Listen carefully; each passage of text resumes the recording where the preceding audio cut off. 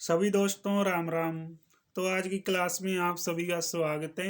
आज हम करेंगे नेक्स्ट क्लास के प्रश्न। तो आज की क्लास का पहला प्रश्न है भाई, यदि दो स्थानों के समय में 1 घंटे का अंतर हो भाई, तो उनके यामांतर में कितना अंतर होगा, ये आपसे पूछा है। तो कितना अंतर होगा? 15 डिग्री भाई। कैसे निकला है? वीडियो डिटेल सारी चीजें बता रखी है, फ्री में पीडीएफ मिलेगी। क्लास के नीचे टेलीग्राम का लिंक दे रखा है। जिस साथी ने टेलीग्राम को ज्वाइन नहीं किया हुआ, टेलीग्राम को जरूर ज्वाइन कर लो।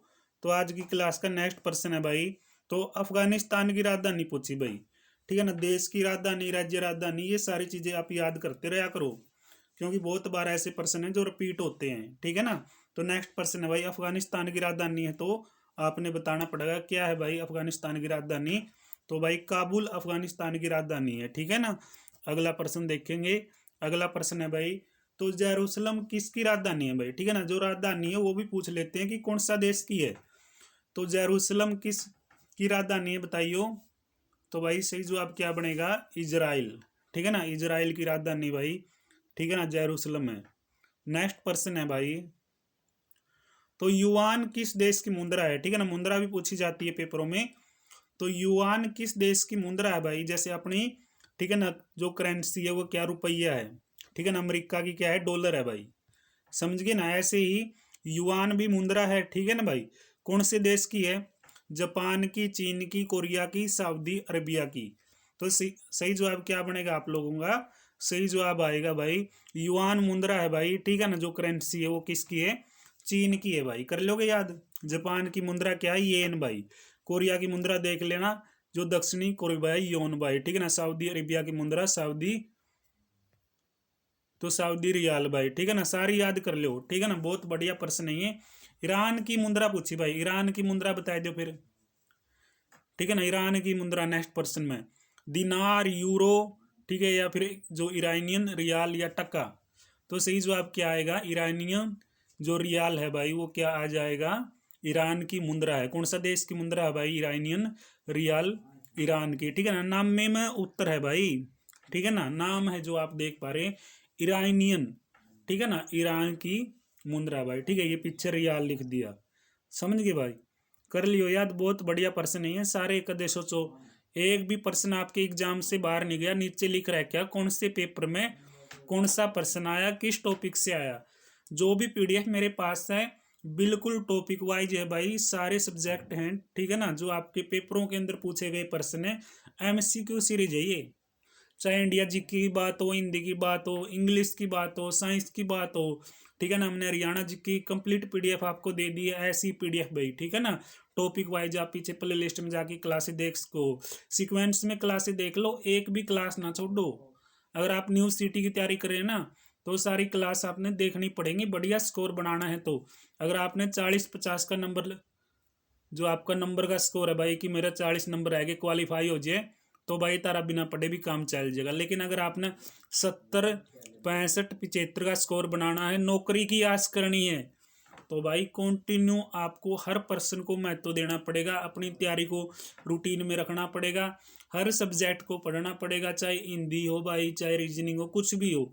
यानी हर सब्जेक्ट, जो आपके 6-7 सब्जेक्ट हैं, सारे के सारे सब्जेक्ट आपके भाई, ठीक है, यहाँ पे महत्व रखते हैं। एक सब्जेक्ट आपका कभी सिलेक्शन नहीं दुआएगा, कभी सारी बार हरियाणा जी के पीछे पड़े रहा करो। ठीक है ना। तो आपका जल्दी मॉक टेस्ट भी शुरू होगा, थोड़ा अपना सिस्टम में फॉल्ट आ गया था, वो ठीक करवाने लग रहे हैं भाई। ठीक है ना, जल्दी आपकी सारी जो क्लासें, ठीक है ना, कंटिन्यू आपकी शुरू हो ही रही है क्लास, तो टेस्ट आपका शुरू हो जाएगा। ठीक है ना भाई, और 1-2 क्लास और एक्स्ट्रा शुरू कर देंगे, जो आपकी जैसे साइंस की है। ठीक है ना, जो भी देखेंगे, ठीक है ना, आने वाले समय में आपको बता दूंगा। तो टेलीग्राम को ज्वाइन कर लो सभी साथी।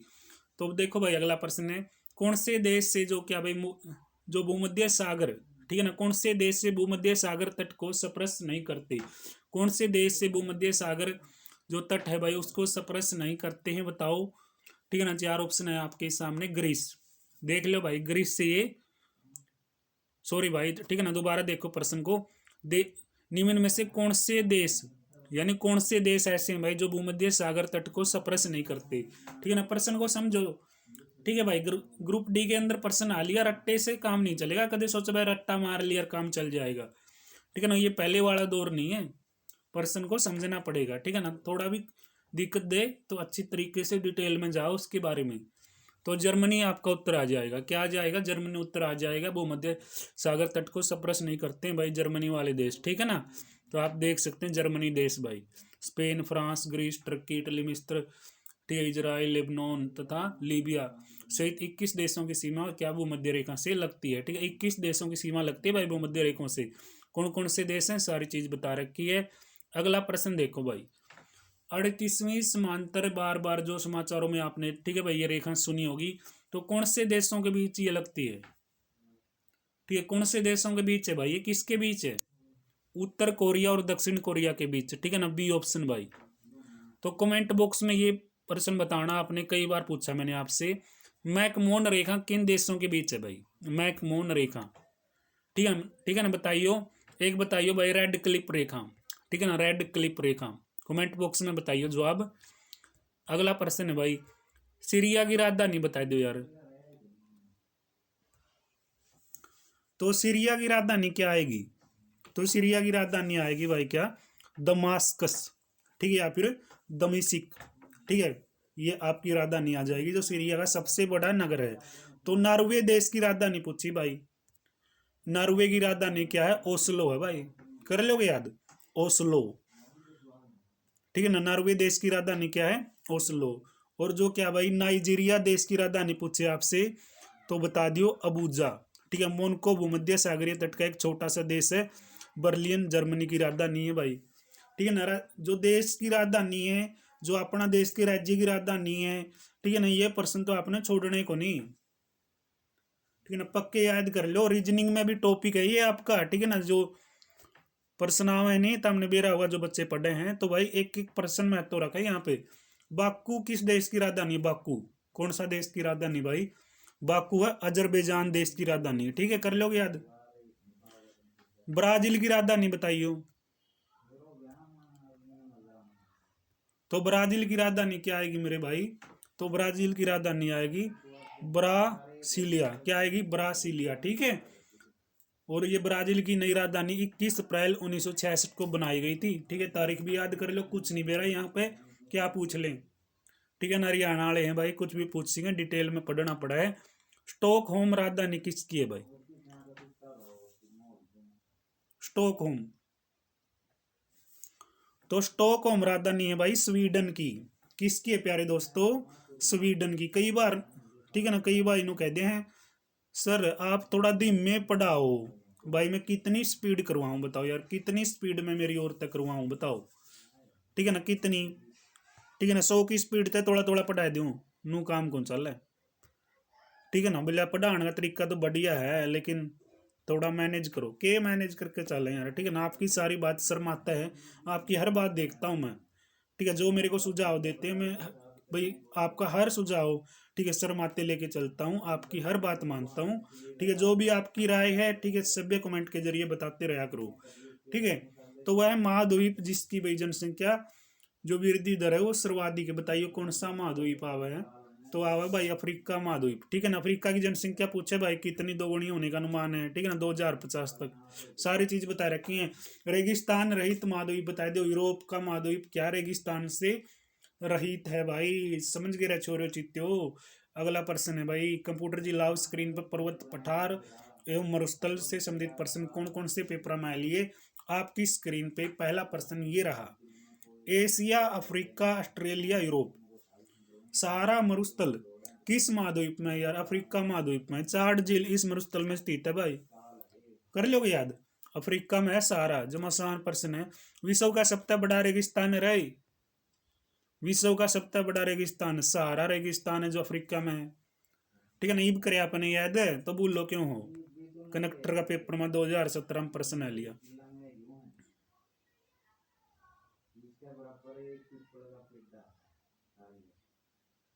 ठीक है ना। देखो रीजनिंग में ऐसे प्रश्न आवे हैं, ठीक है ना, जैसे अपना यू इंडिया जी की प्रश्न पूछ लिया। रॉकीज है भाई क्या? एपालेचियन से संबंधित, तो एंडीज किससे संबंधित होगा बताइयो? पर्वत श्रृंखला है एंडीज, क्या है? पर्वत श्रृंखला, कर लोगे याद, बहुत बढ़िया है भाई। अगला प्रश्न लाया जाए कंप्यूटर जी स्क्रीन पे, कंप्यूटर जी ला दो स्क्रीन पे फटाफट फटाफट, बस बच्चों को जल्दी रहती है, क्लास नहीं होती कई बार, तो बच्चे इतने कंफ्यूज हो जाते हैं कि क्लास नहीं होगी, पीडीएफ कैसे कंप्लीट होगी। यार ये मेरी जिम्मेदारी है, ठीक है ना, सारा कंटेंट आपको फ्री में मिलेगा, एग्जाम से पहले करवा दूंगा सारी चीज। तो हिंद महासागर में भाई एक बहुत बड़े भूकंप के कारण भारत में किस वर्ष सुनामी आई थी? तो हिंद महासागर में भाई, ठीक है, बहुत बड़ा भूकंप आया था। तो भारत में किस वर्ष सुनामी आई थी बताइयो छोरो? 2004 में आई थी मेरे भाई। ठीक है, उड़ीसा, पश्चिम बंगाल, आंध्र प्रदेश को भारी आनी उठानी पड़ी थी। दिसंबर 2004 की बात है, कर लोगे याद। माउंट मेरापी से हाल ही में फूटने वाली सक्रिय ज्वालामुखी का, ठीक है, स्थान बताओ कड़ा है? इंडोनेशिया भाई, इंडोनेशिया। इंडोनेशिया की राजधानी कमेंट बॉक्स में बताइए साथियों। तो भाई भूकंप की तीव्रता किसके द्वारा मापी जाती है? भूकंप किसके द्वारा मापा आपा? तो भाई क्या है? रिकेटर स्केल के जरिए, ठीक है ना, रिकेटर स्केल के जरिए भूकंप क्या है? मापा जाता है। कर लोगे याद? कर लेना भाई, ठीक है ना, बहुत बढ़िया प्रश्न है। तो भाई सेशन को लाइक कर दिया करो यार, ठीक है, बेईमानी ना किया करो। पृथ्वी की सतह पे बिंदु जो भाई भूकंप की लहरों का अनुभव करने वाला पहला स्थान है। पृथ्वी की सतह पे वह बिंदु भाई जो भूकंप की लहरों का अनुभव करता है, एक्सपीरियंस लेता है, तो वो पहला स्थान कौन सा है भाई बताइयो? ऊपरी केंद्र भाई, ऊपरी केंद्र है भाई, वो आपका डी ऑप्शन हो जाएगा दोस्तों, ठीक है ना। वीडियो डिटेल्स सारी चीज आप देख सकते हैं पीडीएफ के अंदर जब आपको मिलेगी। टेलीग्राम का ज्वाइन कर लो भाई जिसने नहीं किया। माउंट जो सिनबाग ज्वालामुखी है भाई, जो हाल ही में फूटा है, वो किस देश में फूटा है भाई बताइए? कौन सा देश में स्थित है? इंडोनेशिया में भाई। कड़ा है दोस्तों, इंडोनेशिया में, चित्तो कड़ा है, ठीक है ना, इंडोनेशिया में है भाई। अगला प्रश्न है, भूकंप किसके कारण आता है यार? इतना आसान प्रश्न तो तुमने मेरा होगा। भूकंप किस कारण से आता है?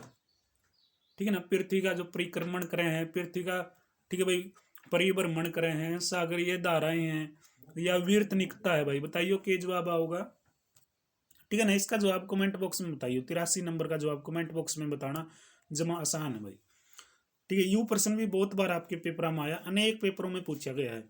समुद्र तल में अचानक गति शक्ति के कारण होने वाले विशाल समुद्री लहर को हम क्या बोलते हैं?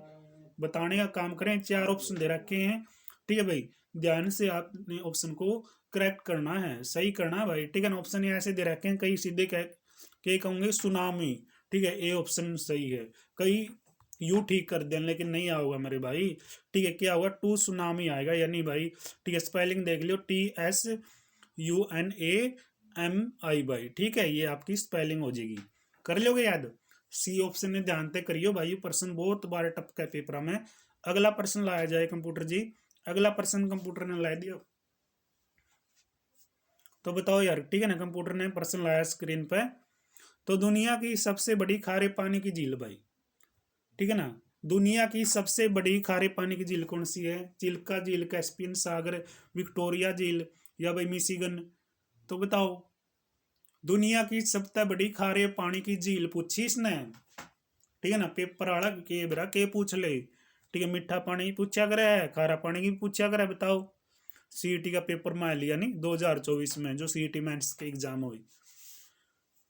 तो सही जवाब क्या बनेगा? कैस्पियन सागर भाई, ठीक है, बी ऑप्शन है भाई, दुनिया की सबसे बड़ी खारे पानी की झील है, ठीक है। इसका जो क्षेत्रफल है देख लेना भाई, 3,71,000, ठीक है। चिल्का झील भारत की सबसे बड़ी खारे पानी की, चिल्का झील भारत की है, और दुनिया की यानी विश्व की कैस्पियन सागर है भाई, खारे पानी की, कर लोगे याद, ठीक है ना। भारत की पूछे चिल्का है, दुनिया की पूछे कैस्पियन सागर है। तो नील नदी किस देश में भाव है भाई? नील नदी, ठीक है ना, मिस्र देश में भाई, ठीक है, मिस्र देश में बहती है नील नदी, मिस्र देश से होकर बहती है। नील नदी सागर की सबसे लंबी नदी है। ये अफ्रीका की सबसे बड़ी झील विक्टोरिया झील से निकलकर उत्तरी, ठीक है, यानी उत्तर में क्या भाई, भूमध्य सागर में मिल जाती है, ठीक है, उत्तरी भूमध्य सागर में मिलती है। तो विश्व की सबसे बड़ी झील का नाम बताओ यार, ठीक है ना, ये प्रश्न याद कराया था अपन, विश्व की सबसे बड़ी झील, ठीक है ना, कैस्पियन सागर 3,71,000 वर्ग किलोमीटर में फैली हुई, ठीक है, भारत की चिल्का है, कर लोगे याद। मीठे पानी की झील पूछा आपने, तुमने बेरा हुआ सुपीरियर झील क्षेत्रफल के हिसाब से मीठे पानी की सबसे बड़ी झील है, ठीक है ना, सारी चीज बता रखी पीडीएफ में, पीडीएफ 1 नंबर की। अगर आपने नु लागे नहीं सर जी पीडीएफ में कोई दम नहीं, तमें यार, ठीक है ना, बेसंग ना लो यार, ठीक है ना, बेसंग क्लास ना देखो, आप व्यू का चक्कर में क्लास नहीं बना दे, ठीक है ना, व्यू का चक्कर में ना तो मैं वीडियो अपलोड करदा। मेरा टारगेट है जो भी कंटेंट मेरे पास है मैं आप लोगों को फ्री में प्रोवाइड करवाऊँ। जैसे भी मेरे को नॉलेज है, जितनी नॉलेज है उतनी आपके सामने रखूँ भाई, ठीक है ना। देख लो भाई, विश्व की सबसे लंबी नदी कौन सी है? तो विश्व की सबसे लंबी नदी बताइए यार, अमेजन, गंगा, नील या मिसिसिपी? बताओ यार क्या जवाब आएगा। ठीक है, इसका भी जवाब आप लोग कमेंट बॉक्स में देना। देखते हैं कितने साथी सही जवाब की ओर जाएंगे। अगला प्रश्न कंप्यूटर जी ला दो स्क्रीन पे। कंप्यूटर ने लाया अगला प्रश्न स्क्रीन पे। तो कोरियोलिस बल किसके कारण होता है भाई बताओ, ठीक है ना। किसके कारण होगा बताइयो। तो रोटेशन ऑफ अर्थ, ठीक है। कोरियोलिस बल पृथ्वी का क्या होता है भाई, गुण होता है, ठीक है ना। रोटेशन ऑफ द अर्थ होती है तो कोरियोलिस बल लगता है भाई, ठीक है। अगला प्रश्न है, ए ऑप्शन आएगा इसका। विश्व का सबसे विशाल समुद्र कौन सा है? विश्व का सबसे विशाल समुद्र कौन सा है? प्रश्न बताओ यार, ठीक है। प्रश्न तो मैंने बता दिया, उत्तर आपने मेरा होना चाहिए, ठीक है। विश्व का सबसे विशाल समुद्र कौन सा है चीते हो? तो सही जवाब क्या बनेगा, प्रशांत महासागर विश्व का सबसे बड़ा महासागर है, ठीक है ना। यह पृथ्वी की सतह का लगभग 46% का हिस्सा कवर करता है। 46% पृथ्वी का हिस्सा कवर करे यार। इसका क्षेत्रफल देख लियो भाई, ठीक है ना, कितना वर्ग किलोमीटर में है। जिसने इकाई दाई का बेरा है वो पूरा जोड़ मार देगा, ठीक है। कि दिखते को नहीं भाई, मैथ भी कराया करो यार, मैथ भी 15 नंबर का होगा, ठीक है ना। अगला प्रश्न है, निम्नलिखित में से किस जल स्रोत में विश्व में सर्वाधिक लवणता रहती है? कौन सा जल स्रोत में सर्वाधिक लवणता रहा है भाई? वान झील में भाई, ठीक है। 330% पाई गई है इसमें। इसके मर्त सागर में 240% तथा ग्रेट सोल्ट लेक में 230% लवणता पाई गई है भाई। 91 नंबर का सी ऑप्शन आएगा भाई, ठीक है ना। सी ऑप्शन वान झील आएगा। तो हिंद महासागर की औसत लवणता बताओ यार कितनी है? 35% औसत लवणता है। अगला प्रश्न कंप्यूटर जी ला दो स्क्रीन पे। कंप्यूटर ने ला दिया, बहुत बार प्रश्न पूछा गया भाई, घनी बार प्रश्न आ लिया। समुद्र में ज्वार भाटे का कारण पूछा भाई। चंद्र का आकर्षण, सूर्य का आकर्षण, चंद्र और सूर्य दोनों का आकर्षण, चंद्र और सूर्य के आकर्षण के बीच का विशेषक।